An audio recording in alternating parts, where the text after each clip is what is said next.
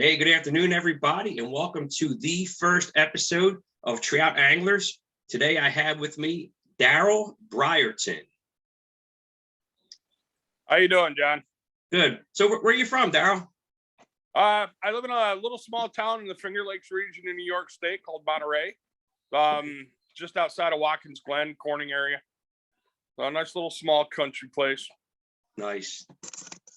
So who introduced you to fishing? I mean, I've been fishing all my life. My grandparents owned a cottage on Oneida Lake here in New York. And every summer we would fish the lake. And then probably I was about 16 or 17, me and some buddies from school. One weekend we decided we were going to take a camping trip, and we went up north, up in like the Star Lake area, Governor, up in the Adirondacks. And one of my buddies brought a fly rod with him. That was the first time I've ever seen it. And he outfished us. It was crazy.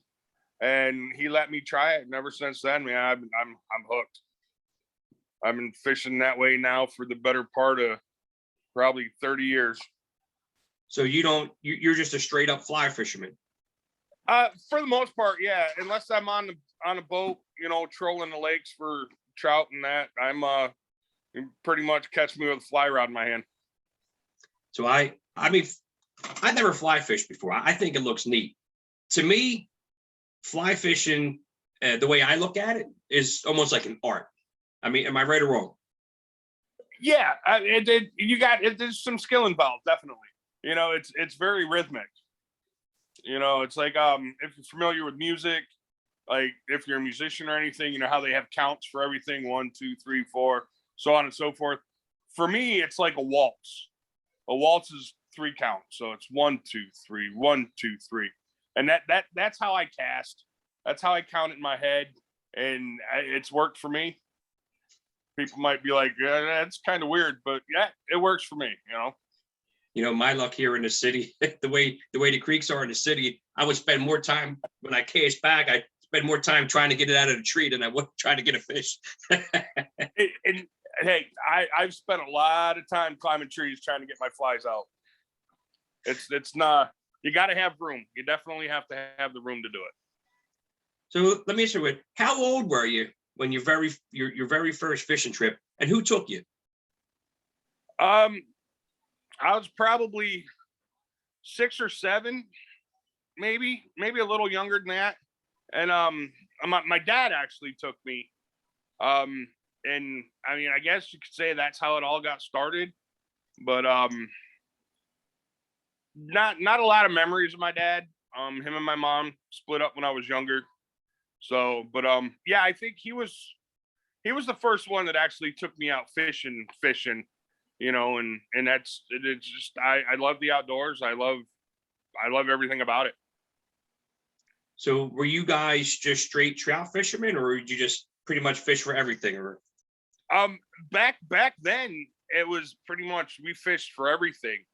And then once my addiction to trout, it didn't start until probably 1992. I graduated from high school here in Moravia, New York. And when I graduated, I wanted something different, new scenery. So I packed up everything and I drove out west. And that's when I really got introduced to fly fishing, was out in Montana. And I'll tell you what, man, from that day, that was it. I was over. I wouldn't fish for anything but. It's funny you mentioned Montana, because my wife had got me into watching that movie with Kevin Costner. What's that TV series? Yellowstone. Yo, they look like some amazing trout waters, man. I tell you what, man, when the place I had out there, it was on a ranch, and I could literally walk out my back door, walk through one of the fenced off fields, and throw a fly rod out there, and it was nothing for me to bring in a 3-4 pound rainbow. Wow. And just given, just there, take it, you're done. Yeah, amazing trout waters out there. So prior to being a fly fisherman, what was your go-to bait? For trout and that, when I would spin for them, believe it or not, we used a lot of corn. Corn seemed to be the go-to for us, when I was younger and before I got into fly fishing and all that. And worms, corn and worms, man, that seemed to do it for us. And of course, they're all stocked fish for the most part, but yeah, corn and worms. I was fishing in one year. A lot of times I really don't fish here in Philadelphia, although I do have the creek around the corner. I usually go up to like Hellertown, PA, Percy area. A buddy of mine I known for a long time. We go up there and we take the kids. We watch March Madness the night before on TV. Morning time we get our donuts and we hit the creek. But Right. but anyway, he was big on mealyworms. He liked the mealworms. Yep. I was always a rooster tail guy. I love my rooster tails. Rooster tails are good. I remember we used to use Panther Martin spinners too. Those work real well also. So what kind of setup do you have? I have a few different fly rods and reels. I have a 9-foot 7/8 weight Okuma series. It's a Celios rod with a 7/8 weight SVL reel. That's for my bigger fish, salmon, steelhead. And then I have a TFO 5 weight with the matched TFO NXT black reel. And that I usually use for, just the dry fly fishing, nymphing around here. And I also have a custom made, I can't remember what blank it's built off of at the moment, but it's custom. Everything's custom built to my specs, right down to the orange and purple wrap. And that I fitted that with a TFO NXT 5-weight reel also. So those are my 3 go-tos. And then I still have my very first fly rod I bought back in the 90s. It's an old Shakespeare I got from Kmart. I still have that. But yeah, those would be my 3 go-tos. You mentioned Kmart. Like when I was getting my son his first fishing rod, you want them to grow with something, you know what I mean? So I take him to Kmart and he looks at me and goes, Dad, you really ain't going to buy me this, are you? I said, dude, I said, you're just learning to trout fish anyway, just to get you used to casting, used to this and that. You know what I mean? Yeah. Yeah. He's going to have a heart attack. Yeah. He's like, oh, Dad's got to go spend $700, $800 on the rod and reel for me. Yeah. That's when you get a separate credit card. It's called the hunting credit card or the fishing one that the wife don't see. Absolutely. Just don't let them find out about that. We can edit this part out, right? Oh God. Hey, so let me ask you this: are you a catch and release guy, or I am. I definitely am catch and release. I believe that if I'm gonna spend the time to catch something nice and it makes me happy, I'll put it back and let somebody else catch it. However, I do probably 2 steelhead a year. I'll bring home. Usually a female. Because what I do is I bring her home for me for the eggs, because I cure the eggs and then net them up for steelhead season the following year. And then the meat I fillet out and I give the buddies of mine who they like to smoke them or whatever. So it doesn't go to waste. It's not like I'm just yanking them out of the river and then draining the eggs out of them and then throwing the rest away. So, but I figure 2 fish a year, I can live with that. I didn't put that question down, but since you brought it up, I think that's a great question. So, most trout fishermen or just fishermen in general have their certain way how they like to, cook their fish. How do you go? What's your recipe? How do you make that perfect trout? I don't. because I don't eat fish. Neither do I. I don't cook it. I take that back. I do eat fish fry at one of the local restaurants here in town. I do that, but as far as catching fish on my own, I don't eat it. I've never been able to find a way to make it to where I like it. Because to me, I mean, like stocked fish, they taste real. I don't know the word. They taste like pellets. The pellets they get fed at the hatchery. To me, they taste like pellets, and I could never find a recipe to make them taste better. I'm just not a big fish eater, I guess. So, and then I just always just catch and release. Every year I go turkey hunting up in Equinox, PA. We stay in the other side of the border, New York, of Hancock, New York, and the Delaware River up there. I believe it's where the East and West Branch meet. Yep. They have a trout fishing tournament there every year. Well, I knew nothing about it. I had some shoulder surgery, so I really couldn't shoot. And I hit the river along there. The guy's telling me, "Yeah, man, we got some trophy size trout. This, and that." So let me tell you what, man. I had this trophy trout swimming around me, and I threw everything but dynamite at that thing, and he would not bite. Yeah, there's so up where you're talking about, there's 4 different river systems. There's the East and West branch of the Delaware, and then there's the Willow-Weemock, and then there's the infamous Beaver Kill, and then there's also I'm gonna butcher the name of it. I know I am. The Aeropus, I think. Somebody can correct me on that in the comments or whatever, but I'm not sure if that's how it's pronounced. But yeah, there's the fishing up there is top notch. I mean, Roscoe, New York is, I don't know if it's self-proclaimed or not, but supposedly the trout capital of the US. And I mean, they've got the trout to prove it. I mean, there's some good fishing up that way or down that way.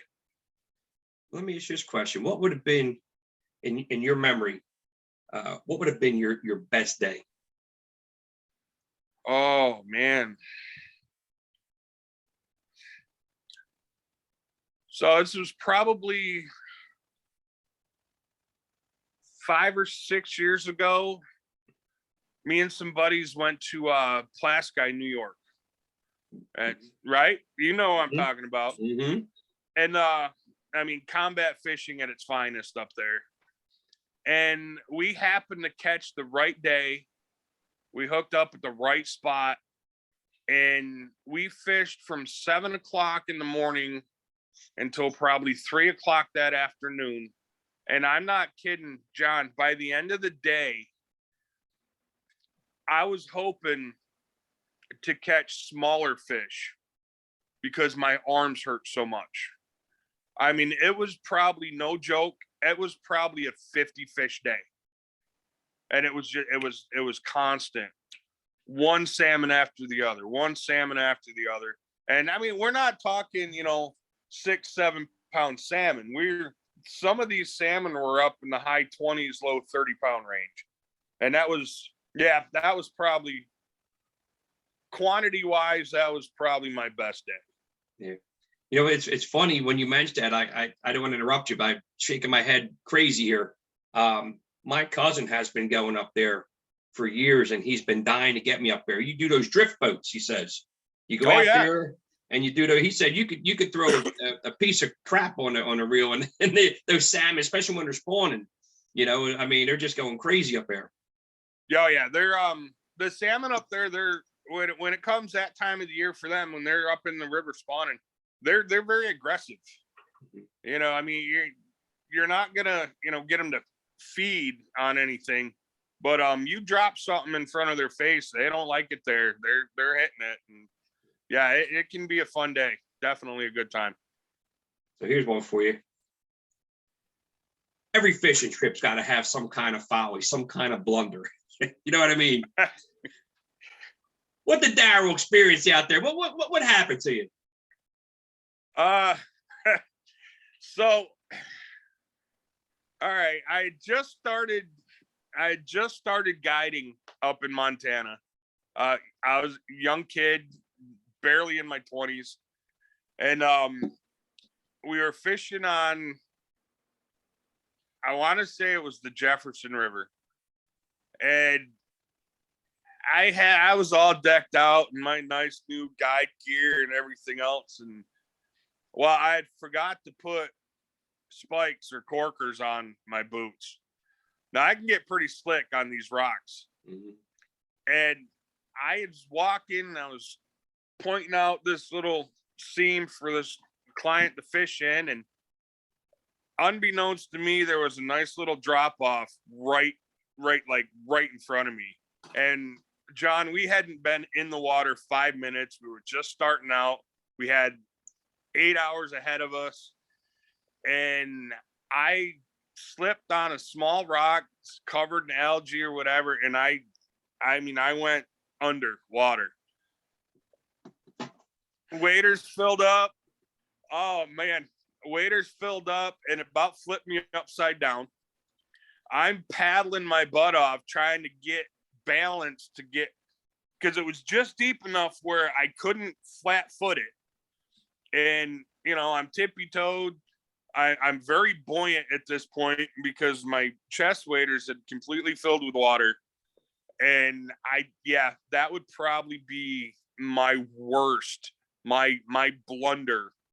And it was awful. I troopered it out though. I got out of there and got everything off, and I just guided around the rest of the day in soaking wet clothes. And the trout season, I mean, it's cold, especially in the morning time.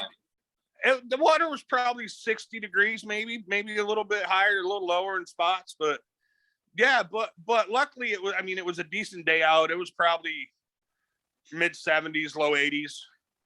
So, I wasn't freezing to death, but you're just uncomfortable and awkward the rest of the day, Yeah. And then you're supposed to be this, big Montana guide, guiding guys on trout fishing trips. And here I am swimming in the water. These guys were laughing.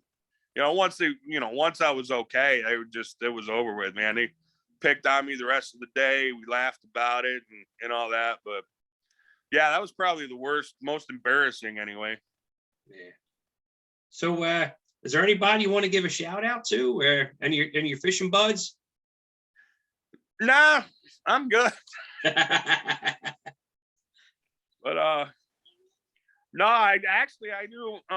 My brother JC Byerton, he's my fishing buddy now, and I'm trying to get him to get his PA license this year, and we'll show him how some good fishing down in PA has to do. So, yeah, we're getting it.